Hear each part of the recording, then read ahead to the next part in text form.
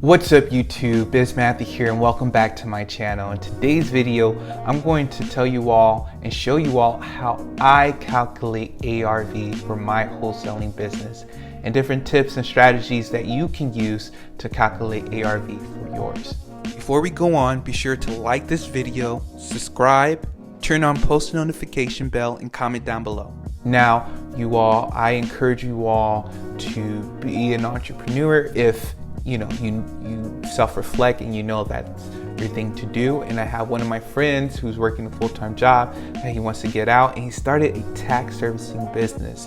So for this coming April, when you're doing your individual taxes, he has an online service that he does taxes for individuals, companies, enterprises, and different things like that. And the good thing about it is that he offers year-round support as a service if you all want that. So be sure to look down in the description down below at his website and click the link and let me know what you all think. Now, how to calculate ARV.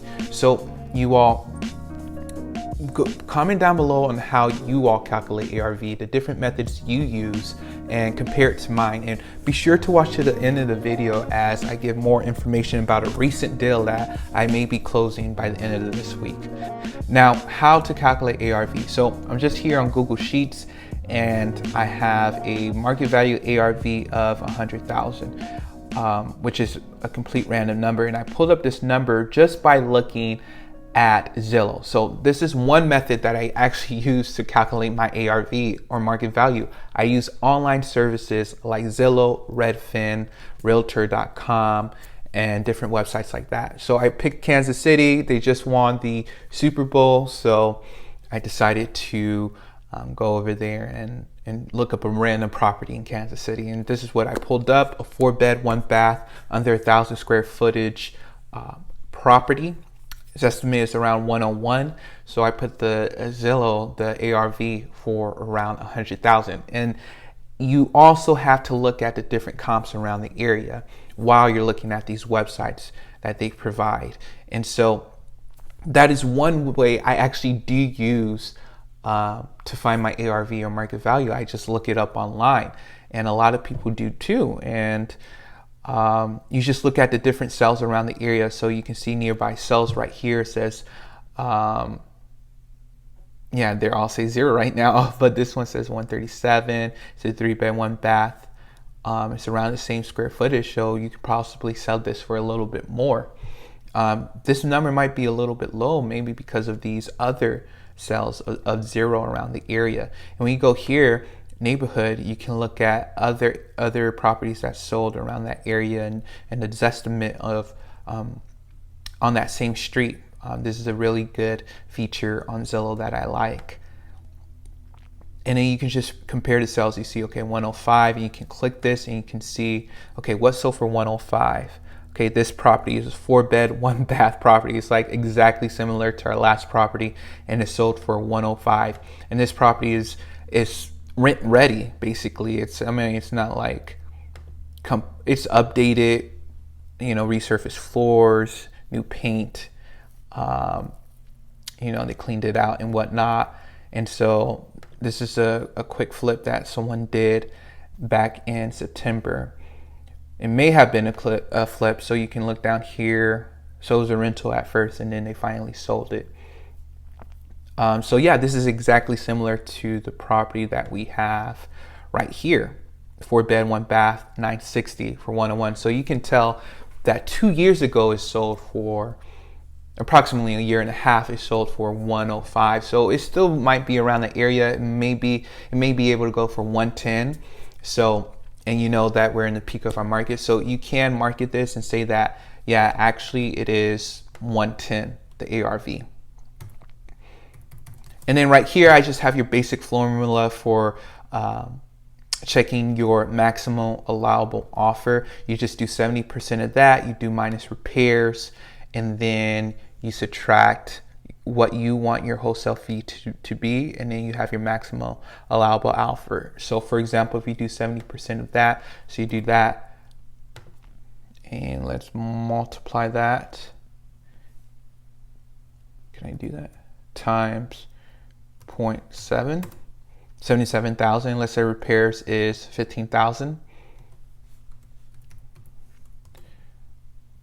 So right now you're at this minus repairs. And so that's how much a cash buyer would want to buy this property for. But let's say you want to make 10 grand. You just do the 62 minus the 10, which is 52,000. I don't even have to calculate that, of course. So that would be your maximum allowable offer, but we're just talking about ARV. So let's go back to this property and I'll show you another method I use to find ARV. So looking at this property, what you would do is, okay, this is a virtual deal, or let's say you do live around the area and you just want to find it online, the ARV or the market value. What you can do is you just look up the city's name on Google. So that's step number one. And then you see the county where it's at. So I see this county it's in Wyandotte County. And so from there, I look up Wyandotte County Property Assessor. So that's where that's the office where they assess different properties and appraises it. So I go over there, I click the website. It's a very simple, outdated website, and then I just go to address search, and then from there I may put a street name, I put a number in, it's 809, so I'll put 809 right here, and then I'll just put 81st Street right here, and boom, something pops up right here, and they have the assessed value at $70,000. So when yeah, they have the different information about here, the owner's name, the description, neighborhood, year built. They should have acreage amount here too, and everything like that. So when you're looking at the county will usually be lower than the actual market value because they don't take into account so much, I guess, the other sales and what people are actually buying properties for in 2020. But the thing is, you can use this number as a number to talk to the seller, say, hey, your property only appraised for $70,000 and you need to be at 52. So let's say, that's a much better negotiable number to come down from 70 to 52 then come from 110 and go down to 52. So you can be like, hey, I think this property fixed up, it can sell for the appraisal value of 70,000. So with this property, I would have to be at $52,000 for this property. Is that something you can consider? Other things like that. So that's one way I find. That's another option that you can use to find ARV, is looking on Zillow, looking on Redfin, looking at these different websites, and also going to the appraisal websites of these properties and looking them up, just like that. And then it's the same way how you calculate the MAO, 70% minus repairs minus your wholesale fee. Now, another way to calculate MAO is if it's in a very hot area and people are buying and things go off quickly, you're going to sell it more than 70%, right? Because buyers are not, it's too competitive to buy it too low, right? When there's something's high in demand, the price naturally goes higher. So for example, let's say this property appraised for, its market value is 100,000, and there's a lot of competition around this area. People love these because they can get them for 100 and rent it out for $1,100-$1,200 a month, right? So if the property still needs a little bit of repairs, sometimes what I would do, I would just take the market value that I see on Zillow or these different websites, and I'll just multiply it by like 65 or 70%. So I'll just offer the seller, hey, we can be around 65 for this property. Is that something that you would consider?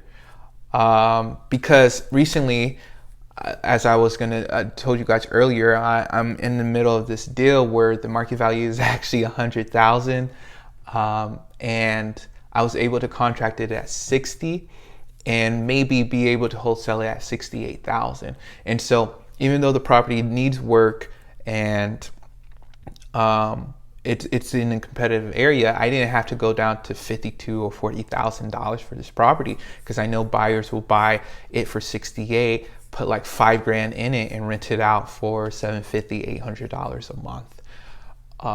And so knowing your ARV is very essential for basing your wholesale fee and to see what your buyers are buying at. So I hope you all really enjoyed this video. Be sure to like, subscribe, and comment down below. Once again, how do you calculate your ARV or your maximal allowable offer in your wholesaling business? All right, I hope you have a great day. Bye-bye.